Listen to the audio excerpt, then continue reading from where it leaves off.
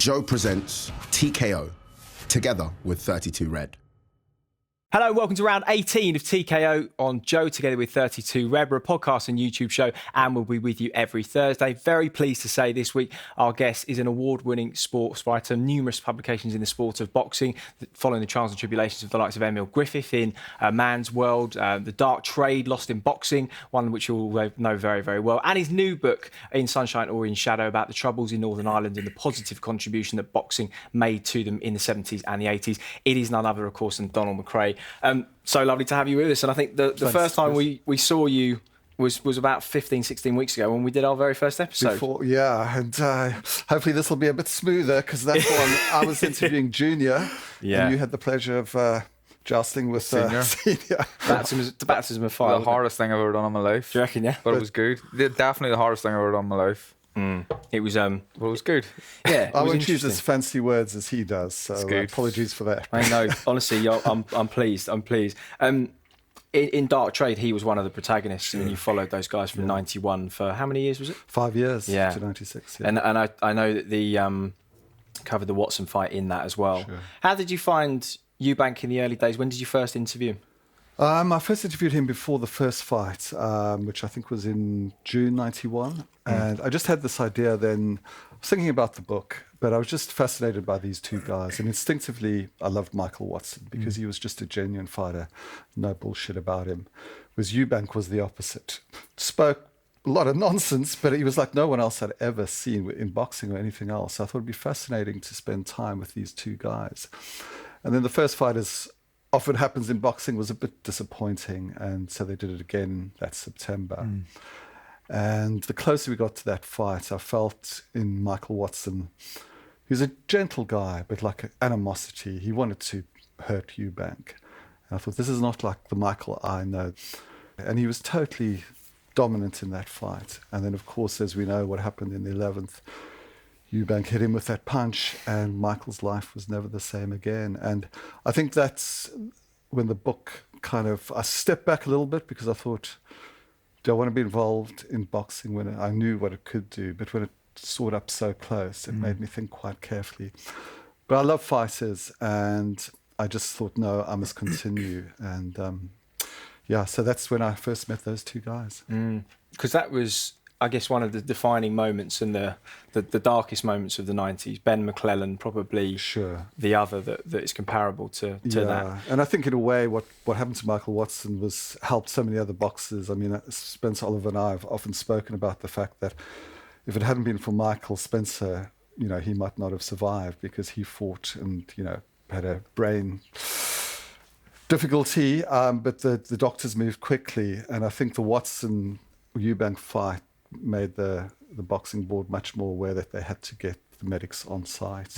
It's a problem though that it takes a major incident like that before things are tightened up a little bit. Yeah, absolutely. And as we saw with Jerome Wilson, who we had on the podcast, a month or two ago now, that even with those sort of regulations tightened and everything as smooth as it can be, sometimes that's still not enough, is it? Yeah. No. James Toney, another one of the main protagonists in that book. And because I think that first year you started writing was 91, and that was when he won Fighter of the Year.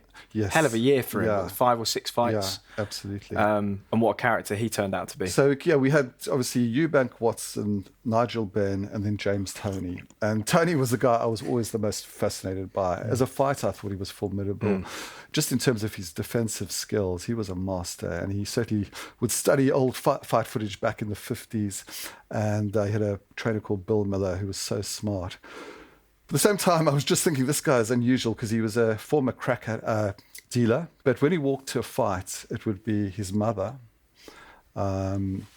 his manager, who was a Jewish suburban housewife called Jackie Callan, and his fiancée at the time, and his little baby girl. So this hardcore, former crack dealer who was quite Tyson-esque in his way. There were all these women, and I thought this is quite unusual. And we kind of hit it off quite quickly. I think meeting people like Tyson and Toney, it sort of in a weird way helped that I was this white South African, because this was back in the days apartheid was still kind of going on, and particularly with Tyson, and there would be white South African talking to me. And in anything, if anything, it just actually helped us talk in quite an honest way. And with Toney, I was lucky early on. He said, "Do you want to understand boxing?" I said, "Yeah." So he said, "You must be with me in the hour before a fight, because that's when you'll understand." And I did that with you in later years. And when I walked out, he fought a guy called Tony Thornton in Tulsa in Oklahoma. And that was quite a moment. He was world champion. He was almost considered pound for pound the best boxer. And just to walk with him, and I don't lie, I'm quite a shy person. I don't particularly want to be seen walking with him. But it was actually important to just get a little feel of what it was like, the intensity in those last hours. So he helped me enormously. Very kindly, you sent me the kind of updated version of Dark Trade, because I think that was published in the States a month or two ago. Earlier this year, Earlier this year, and it features a chapter on yourself. Well, you just talking about that, you kind of touched on it there. That was you were in our changing room in the Barclays Centre in Brooklyn, right up until the fight happened, and it's really interesting for me reading back over it, because you miss these things. You're kind of in the moment and in the zone and getting ready to fight, but you talk about the guy coming in and what he says. Was it something like 7 minutes was one of them? Yeah, 7 minutes, and then what did he say? Time to go, or time to fight, or something like that. I think it's time. It's time. That's it. Yeah. But it's like these wee things that you miss, and talking about David Hay and stuff being in there, And I read that in your voice. I think it was the words. It said, "How you doing, big man?" And I just in my brain went, "How you doing, big man?" But you brought the whole thing to life for people that haven't had the privilege of being in the dressing room with a fighter in that hour before. There's an eerie silence and kind of punctuated with cracks of the pads and murmurs from people. But there's a lot of pressure on one individual, but actually it is shared by the group that are there for them. Yeah, and Carl is someone who would have a sense of humour, and he could lighten the atmosphere just by making a little quip, and his sweet soul music is always playing. But it's something that makes me understand that this is not a sport. It's something deeper than just sport, actually. And I admire the fighters even more, having been lucky enough to be up close to them. So you grew up, as you said, in apartheid South Africa, and so I suppose, and we'll come on to In Sunshine or in Shadow a little bit later on, but you've seen division in society as part of your upbringing. Just tell me a little bit about your upbringing, because you were a teacher in the early years, weren't you? Yeah, I was just living in white suburban South Africa, had a lucky life out there, and you had to go into the army for 2 years and then do camps for the next 8 years, fighting on the border with Angola. And I just did not want to do that. So while I was at university, I thought I'll earn a bit of money and I'll become an English teacher. I was 21 then. So I went into Soweto, which this was mid-'80s. I know you guys were not even born then, but it was height of apartheid. And as I went, Soweto's only 10 miles from Johannesburg. As I went down into the dip towards this township, which is like a ghetto, effectively, of over 1 million people, black people, I was thinking, what am I going into? How cocky am I, this little white kid, 21-year-old? These people will surely want to kill me. So I was kind of nervous, sweating heavily. But as I got in there, my fellow teachers were amazing, and they took me into the Shebeen, which was a little bar down in the corner. This is 8 a.m. Yeah. And as I walked into the Shebeen, there were pictures of Sonny Liston, Muhammad Ali, Smoking Joe. I felt at home. I could suddenly talk to these guys about boxing, and that helped enormously. And you've been a fan growing up of? I'd always been a fan, and so I had a little nip. I felt steady. And I had 2 wonderful years in that township, but I'd always been a fan. And I was born in 61. So by the time I was a teenager, Ali, sort of this 1974 fight against George Foreman when he came to Zaire, I was 13 years old. We didn't have television because it was banned, but all our newspapers were agog about Ali. All our teachers, who could be talking in the most demeaning ways about black people, loved Muhammad Ali. So we'd say, "Sir, this guy's black." Yeah, but he's not like our blacks. Yeah. So that made me understand that boxing actually also has kind of a power about it. And I think that's when I fell heavily for boxing. Been a theme in a lot of your books, the power of boxing to bridge gaps and divides that otherwise exist, and those gaps suddenly become invisible as a result of it. Yeah, there was a fantastic light heavyweight champion, Bob Foster, who came to Johannesburg in the early 70s, and he was an amazing fighter. And again, just to have an opportunity to see someone like that just made me think that boxing was like no other sport. It opened doors. Yeah. And yeah, that's been a theme in a lot of my books. So tell us a little bit about the new book. So in Sunshine or in Shadow, you're looking at the positive contribution of boxing to the troubles in Northern Ireland between 71 and 85. Yeah, it sort of starts in 1972, the time of Bloody Sunday, and goes up till the mid-80s. And I'd sort of, in a weird way, always been fascinated by Northern Ireland. I think, again, goes back to living under apartheid. We heard nothing about Nelson Mandela. Yeah. He was in jail. But they would talk about what was happening in Belfast, and Bobby Sands is starving himself to death in 1981. Was that to try and take away from the problems that were inherent in South Africa? Yeah, and also to say, oh, perhaps we're not as bad. There's other hotspots in the world. So, so I'd always kind of been, and I just found in a way, a causeway, it's vaguely similar that you've got two communities that are divided. In South Africa, it's by colour. Northern Ireland, it's ostensibly by religion.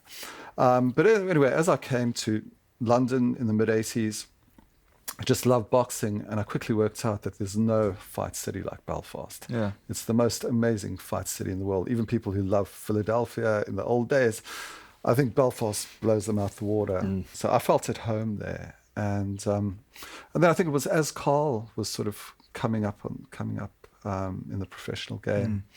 I interviewed Carl quite a lot and spent more time in Belfast then. And that's when the book started. Sort of, I'd say in about 2011-ish, I started thinking about possibly doing something.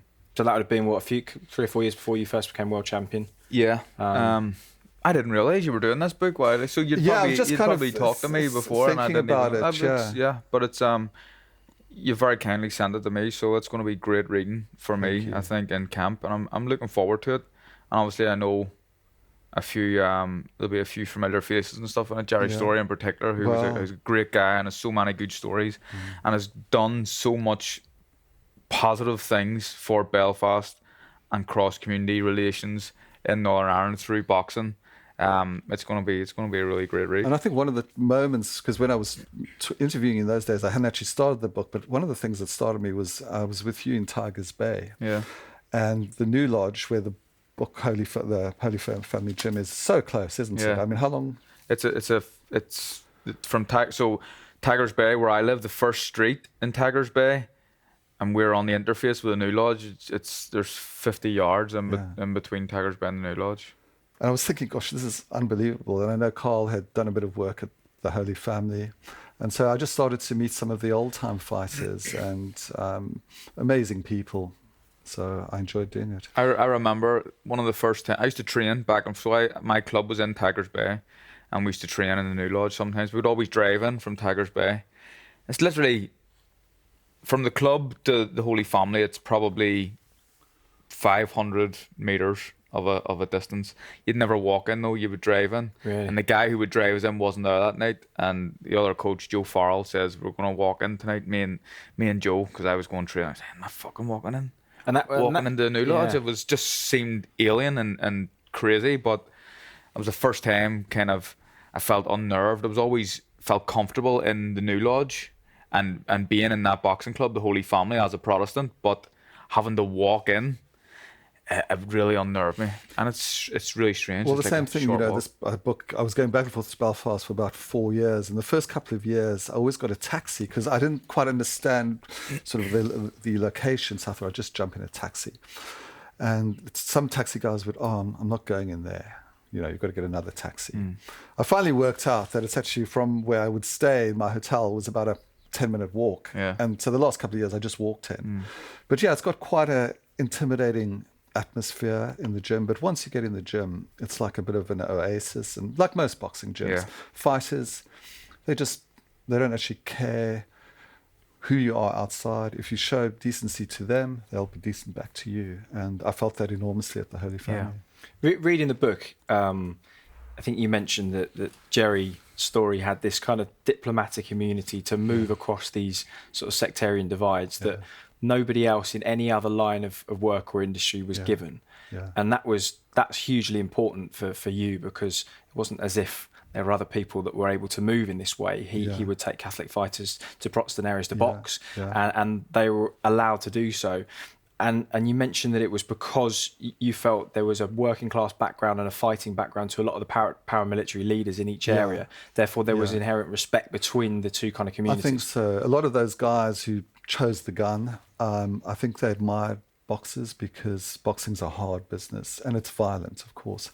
So I think a lot of those gunmen who perhaps I didn't feel any affinity towards them, I think they felt a lot of empathy for boxing. And that they allowed him to do this, whether they were on the sort of loyalist side. They were happy that he would go into the Shankill, sort of the loyalist unionist community, and work with fighters there. They were happy that he would take Catholic fighters from the New Lodge and have a show on the Shankill, which in the 80s, I mean, Carl, I know you weren't born then, but you would understand. I understand. My granda was actually a secretary of the Loyalist Club, and there's probably a story in this book about Ireland versus West Germany in the Loyalist Club in the Shankill. So Irish boxers wearing green vests in the Loyalist Club on the Shankill Road. May not sound a lot to an Englishman, but that was a big deal in the height of the Troubles. And boxing got a pass, and it was allowed to do that. And it was thanks to guys like Gerry that and happened. Sort of a lot of the gunmen would hand in their gun on the way in. And so sometimes there's in the book I have the moments where there's two fighters, Hugh Russell, who is a Catholic, fought Davy Lama from the Shankill Protestant, and they fought in the King's Hall, and supporters from both sides of the community came together in the darkest of times, and there was no violence, even less violence than you would get at a fight now. They would support each other, and unbelievable that boxing could do that. And the first Hugh and Davy fight was in the Ulster Hall and was a bloodbath. They both had, I think, more than 30 stitches. Davy, who lost the fight, took Hugh to hospital in his car. They were more scared that they were going to be stopped by the army, and the army would never work out how could you have two guys from opposite communities together. There's an amazing photo of that. I think it's the first fight, and Hughie is kissing his mother out of the that's ring. actually in the book. It's beautiful. It's a great beautiful photograph, but he's blood everywhere, and it's an amazing photograph. It was things like that were important because there was very little hope during the Troubles, and so I guess the community needed symbols that there may come an end to this violence at some point. And if you can all be in a room together and in a room peacefully, it signalled that actually there is a future in peace at some point. I think the subtitle of the book is, how boxing gave hope. It didn't change anything politically because there were a lot of madmen on both sides of the community, but it just gave people a little shaft of sunshine, a little glimmer of hope. And at the same time, there were no gigs happening because most sort of international artists would never go to Belfast because it was like a war zone, bombs were going off. So not a lot was going on. But when, especially amateur boxing, people would come together. And I think even Belfast, amateur boxing is huge, isn't it? It's massive. And Steve Bunce talks about it, probably exaggerates a little bit, but he talks about, young amateur boxers walking down the streets and being asked for photographs and autographs and stuff. And boxing is honestly, and you mentioned it there at the start, boxing, in my opinion, Belfast is the boxing capital of the world. People are so knowledgeable on boxing, amateur and professional. I'm not talking about the huge fights happening there, but if you want to talk to the average Joe about boxing, go to Belfast because they all know about it. I mean, your career would have potentially been a bit different had you not been born there. You've been born somewhere else. Been born in the UK, for example. Because I feel like your fan base is a big part of your identity. I completely agree. So, in my opinion, I feel like I'm lucky doing what I do.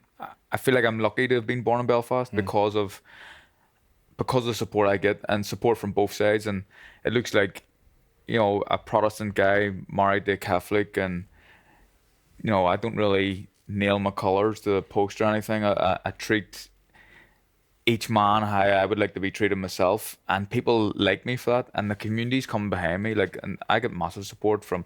I can walk. It doesn't maybe not sound much, but I can go I could sit in a Loyalist pub on the Shankill Road or in Tigers Bay or in Rathcoole, but I would equally feel at ease sitting in a Republican pub on the Falls or Andersonstown or wherever. And I've done it. I've sat on both, and people are okay. No animosity, None. Well, we spoke about in the Leo Santa Cruz fight, the first one, and how many people came from? About a couple of thousand? Yeah, about 1,500, I think, some 2,000. And maybe. after the next day, Carl said, come down to the pub. And for one moment, you gave me your card and said, oh, just look after my card and give it to the woman behind the bar. And I was thinking, Carl. And I think you had a hefty bill that day. I did. I remember. Do you know what? The thing is, though, I wanted to do it because people were coming to support me, and it's costing a lot of money, and I got pretty well paid for the fight. So a few quid for... I remember saying, we'll put... I'll not say the amount, but I put an amount on the card and says, just until that's finished, come back to me. And she came back to me and said, like, 40 minutes. Like, what? Don's in the corner with 4 bottles of champagne. I think the next instruction I gave her was, right, no doubles, just pints, beers, singles, and let's see how long. But the important thing was that day I spoke to a lot of fans, and they were both sides of the community, people who'd been on the Shankill or on the Falls, and Tigers Bay or New Lodge. And it didn't matter, and they're all just having a wonderful time together. It just made me think, wow, Carl, of course, but boxing, what boxing can do is phenomenal. Yeah. Okay, you are listening to and watching TKO Round 18 here on Joe, together with 32 Red. You can subscribe via the usual channels. Now here's Alex Payne, James Haskell, and the guys from the House of Rugby for something a little bit different from Joe. Thank you very much indeed. Yes, welcome to the House of Rugby, which seems to be falling apart at the seams as we continue through our series. James Haskell, the big totem pole around which we all dance. Mike Tyndall, obviously a regular as well. We are the rugby show that doesn't cover a lot of rugby, but we do have a lot of fun doing it. Do join us every Wednesday morning. I was going to say Tuesday. That's when we record. Every Wednesday morning, wherever you get your podcasts. Thanks, Alex. Welcome back to Round 18 of TKO here on Joe with Don McRae. Let's pick up from where we left off. I know we've talked about the kind of bridging of the gap that boxing did so well in Northern Ireland. I think sometimes we maybe mistake boxing for sport, and we kind of say, well, it's sport that bridges the gap. But actually, from what you found, the interviews you did, that same kind of cross-community appeal didn't really apply to sort of football or rugby, did it? Yeah, and especially like in the Holy Family. I don't know, Carl, if you found when you went into the Holy Family, but one of the laws they had, you couldn't swear and you couldn't wear a football shirt. Because I think football has such a powerful... well, boxing, obviously, people are passionate, but football fans are passionate in a different kind of way. You know where you're from, depending on the top you are as well. It sort of sends out a message and an allegiance to a certain club, which means certain community. And so football could never do what boxing did. And I am a football fan. I think it's a wonderful sport and has power, but not to pull people together. So when you're conducting interviews, whether it's with Carl or whether it's the guys in Dark Trade, you're doing multiple interviews over a number of years. Yeah. How do you approach each one? Do you sometimes go back with the same question a few years apart, see if the answer's changed, or do you always go with a set objective when you go to meet somebody? I'm kind of shambolic, as Carl would tell you, chaotic, and knocking coffee over things. But I'd go in with a basic kind of idea of what I'd like to find out in this particular interview. But the way I like to do it is a bit like this, just have a conversation, have a bit of a yarn, and not so much a question answer. Because if it's I'm giving all the questions and you, Carl's, giving me the answers, it's a bit stiff. I like it much more if I can. I'd imagine they're not as open as well, the guy you're interviewing, if it's kind of one question after the other. Yeah. But knowing you and knowing how you conduct your interviews, like it's just feels like a chat, really. Yeah, sure. You probably get a bit more out then that way as well. You do. People start to get to know you, and I think they understand that I'm not out there to shaft them. I'm out to show them in the best possible light. And I think people can just chill out and be themselves. And as you find, as the years go on, you get to know them better, and you can go back to perhaps some of the earlier subjects. And perhaps in the first interview, you just skim those. But as you get to know each other, there's more intimacy, and the answers get much more detailed, much more personal. And that's why I like to spend quite a long time on books. Because I guess over a long period of time, which is what a lot of these books are written over, you start to find your narrative, or you almost go, this is what the story is. Dark Trade was obviously about the inherent corruption and the sad and more depressing sides of the sport, and the same theme of boxing bringing people out of poverty and giving them a pathway is one of the oldest adages, and you found that to be true. The arc, of course, was that none of the protagonists really ended up winning in the end. No. But this new book. Is this trying to kind of show that there is almost exclusive positivity in boxing, or is it impossible to view the good sides of boxing without looking at the bad? You've got to have both. And I mean, in this book, there are fighters who die, again, unfortunately, and they're fighters whose family members are killed. So that's why the title has got the shadow in it. Obviously, the title comes out of Danny Boy. And I think that was a time when boxing gave a lot of sunshine, but also there were a lot of shadows in boxers' lives and within boxing as well, because people got badly hurt, some died. But hopefully, I think in this one, in a way, a lot of people think, gosh, it's such a bleak subject. But there's, I think, more uplifting moments than sad moments in the end. Tell me about some of the main protagonists in the book. You mentioned Davy Lama earlier. Yeah, Davy, a tough man. I think he's just turned 70 years old. You must know Davy. Yeah, I know Davy well, yeah. And he was mainly a bantamweight, sometimes moved up to featherweight. And he fought out of a gym, the Albert Foundry. On Shanghai, but he came to the Holy Family because I think he could spar against good caliber opposition. And he, became sort of part of that gym because he kept going back and forth. And another fighter, similar weight to him, much younger than him, was Hugh Russell, who became a famous photographer, still is now. And as we mentioned earlier, these two guys had two bloody battles. Tell you a fact about Hugh Russell. Sorry to interrupt you. The only man to ever win a British title and move down a weight and win another British title. Knowledge. Because he was normally a flyweight, wasn't he? Yeah, he won it at bantam and then fly. Yeah. But Davey would talk in the book about how, his father, who'd been blown up in 1972 when there were a lot of bombs going off, and his father survived, but wasn't in a good way. But sometimes his father would give him a lift towards the Holy Family, and they were being stopped the whole time and searched by the soldiers. And then Davey would get out and walk. And there were many times when there was full-scale war going on, and there'd be fellow fighters who would be, making petrol bombs or having guns, and it was the Wild West. And Davey didn't touch a gun, but he still quite liked these guys who were involved in that side, but he chose another path. And I think I focused on people in boxing who decided not to get politically involved, not to pick up the gun. And for me, it was fascinating. It's such a violent business, boxing, but these were such peaceful men. And so, that Davey, came from the Shankill, and he was so close to people like Paddy Maguire, who was a Catholic fighter. Yeah. When Paddy's father died, Davey heard about it and he said, I have to go to the service. And this was at such a bad time. They said, you cannot go, you will be killed. He said, I'm going. And about 4 other Protestant fighters went with him. And it was like out of a movie, the way he spoke. There's just silence, people watching them, these 4 men walking. And normally in those days, 4 guys walking in suits, it looked like they were up to no good. But the closer they got to Paddy Maguire's home, people kept saying, this is Davy Lama, this is Davy Lama. And I felt the chills going down me when I heard that. And then they just sort of welcomed him in. So again, what boxing could do. Then Hugh, he was just a whirlwind of a fighter, tiny guy.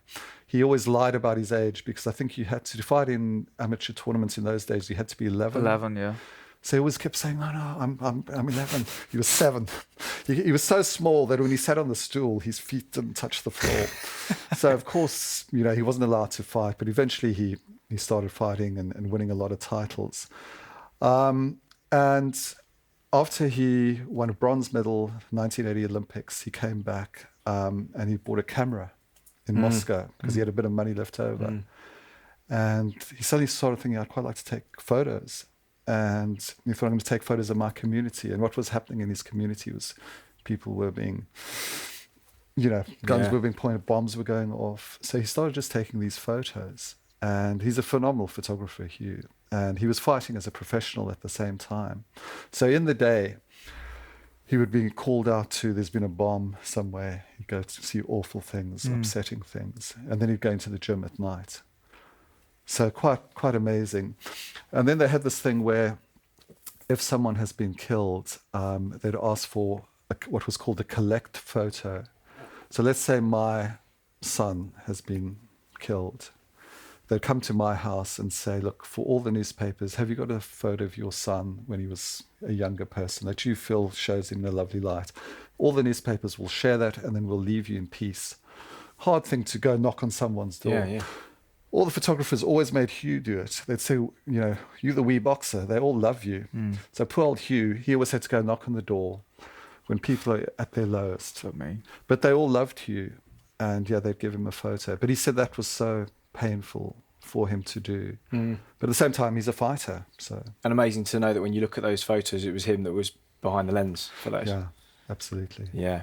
I wonder what your journey would have been like had you been born 10 years earlier, maybe 15 years earlier, because it would have been a different thing. But I guess you're a symbol to a lot of people in Belfast now, and you have a certain responsibility to be a certain way and to shed light on the positive things. But that would have been amplified tenfold had you been boxing during the Troubles. Yeah, I think so. So I grew up at the back end of the Troubles. Well, the Good Friday Agreement was 1998.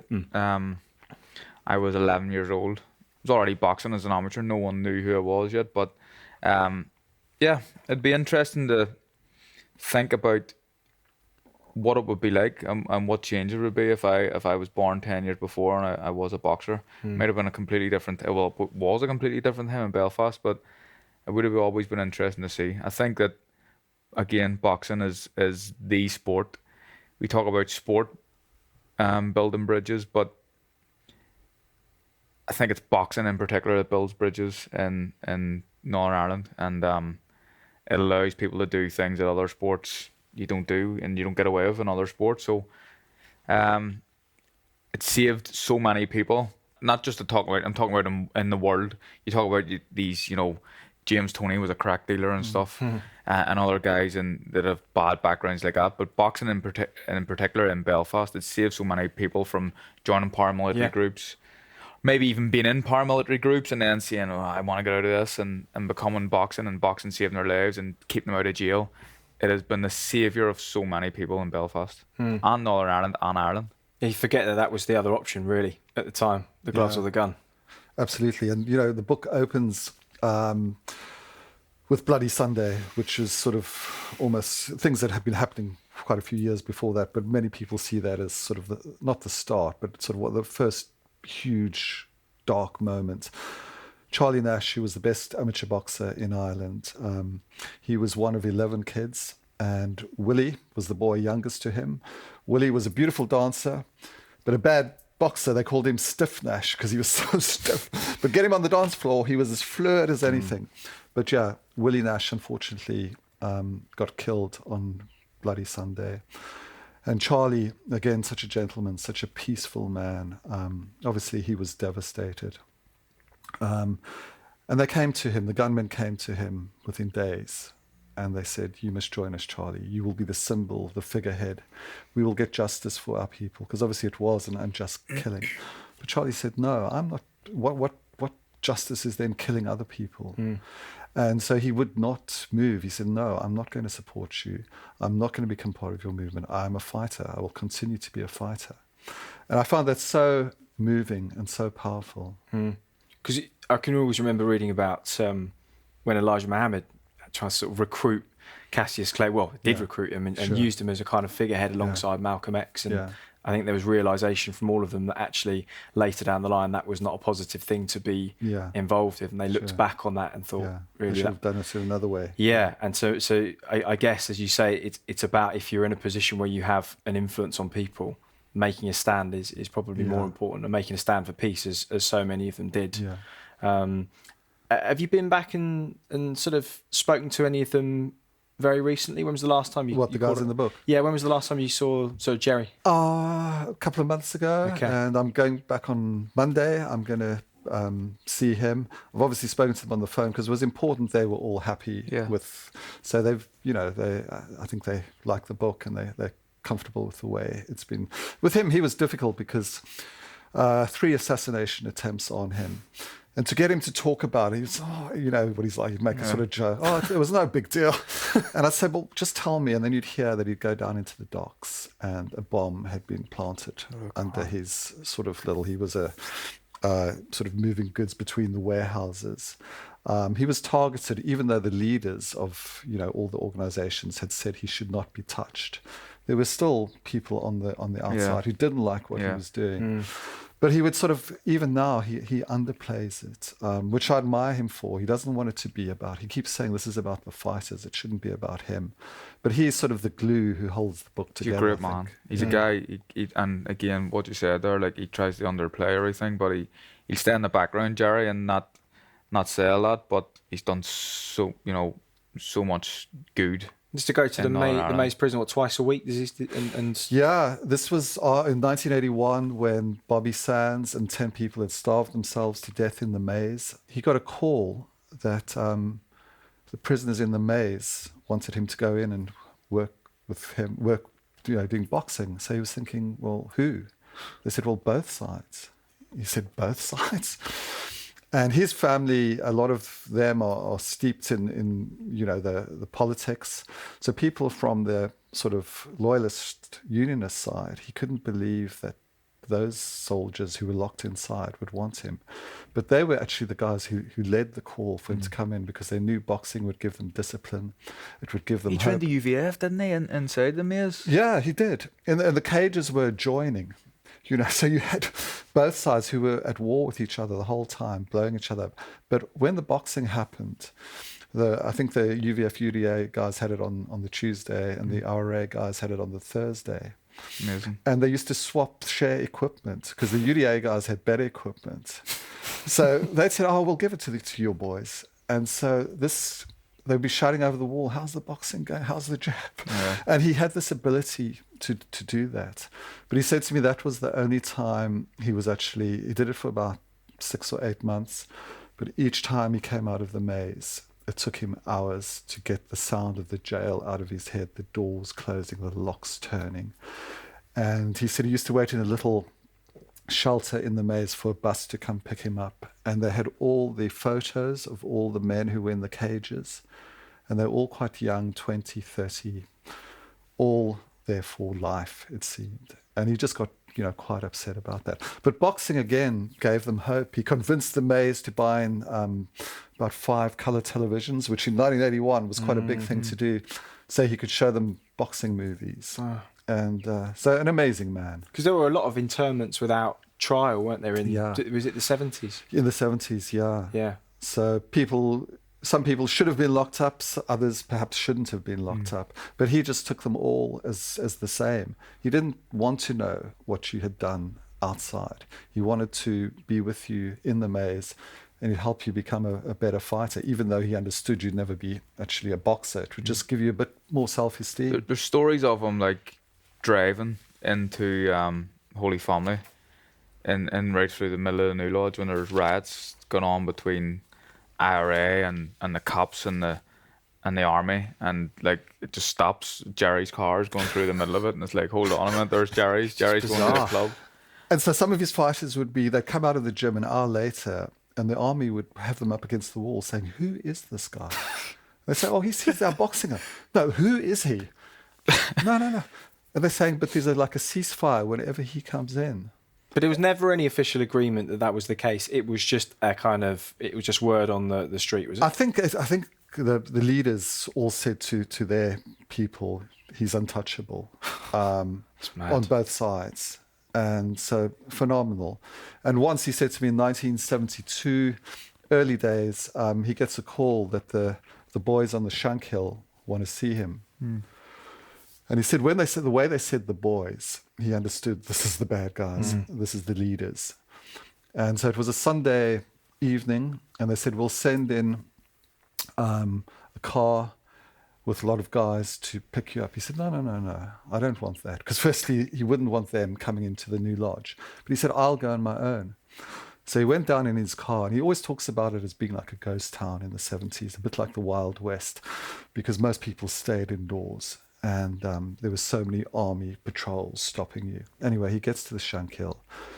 feels a little nervous because he thinks, obviously, they know what I'm doing, that I'm coming back and forth here, and they're going to stop me and they're going to warn me, or maybe even worse. But he walks up these stairs, and there's these 12 men sitting at a table, and he's thinking, we can pick out faces, people like Tucker Little, big guys who were well known. And so he sits down and says, "Good evening, fellas." And they sort of say, "Good evening," and there's a long silence. And then they say, "We know what you've been doing." And he's sort of thinking a bit, now I'm going to be in difficulties. And they said, "We like it. We want you to continue it. Can you get some of your boys from the Holy Family to come put a show on at the club where you're..." The Loyalists Club? Yeah. Wow. He said, "Well, yeah, of course." And then, as you said, when was it your grandfather? My granddad, yeah. He got West Germany to come fight Ireland on the Shank Hill. And the symbols and the colours that were worn were not symbols and colours that are seen on the Shank Hill. But that night, it was a huge success. And the soldiers said afterwards, they never known such a peaceful night as the night that West Germany fought Ireland on the Shank Hill. Amazing. Wow. So, that's incredible. So this is one of many stories that feature in the book. Which is here. I'm so excited. I'm 100 pages in, and I can't wait to read the rest of it, Don. Thank you for sending us a copy. So that's in Sunshine or in Shadow, and that's out. It's been out for a few days now. Yeah. In all good bookstores. I presume is the phrase that we use for that. Yeah. Before we go, we have a bit of fun before the end of the show. We do a 32-second challenge where we read you out a few phrases. You've seen this because you watched the podcast. So I've got a list of words for you here. Just nervous I'm going to have girls' names popping into my head. Yeah, we've done some real digging on Don, yeah. Well, my first book was on the sex business, so that's where we'll be. I wish I'd known that. So 32-second challenge. Are you ready, Don McRae? I am. Okay. Germantown, South Africa. Home. Teaching English in Soweto. Fun. Your garden shed. My workplace. Boxing. I love it. Northern Ireland. Home as well, in a way. Favourite interview ever. Mike Tyson. Dark trade. Where things started for me. Favourite boxer. James Toney. Jesse Owens. Icon, human being, fascinating person. Joe Lewis. Giant. Usain Bolt. Fast. Carl Frampton. King. Oh, nice. God, you've had some good ones. Jesse Owens, Giant, Frampton. Carl Frampton, Sure. King. Not bad at all. Thank you, Don. Don, as we expected, a pleasure to have you on. It was lovely being on. Thank you. Yeah, you're working on another book as well already, aren't you? Yeah, I am. It's going to be announced in a couple of weeks. Publisher said I can't say anything yet, but it'll be out by the end of the year. So good man. Another interesting pod, eh? Yeah, very good. I enjoyed that, and it's great to see you again, Don. Good to see you, Carl. Yeah. Thank you, Chris. No worries at all. We'll look forward to having you on again at some point in the future soon, Don. it. Cheers. Thank you at home for watching round 18 of TKO. Done and dusted here on Joe Together with 32 Red. Check out some of our other episodes as well. David Hay, Jamie Carragher, Mike Costello, Martin Murray, Josh Buatsi, and many more. And we will see you again, as always, in a week's time. You've been watching TKO on Joe, together with 32 Red.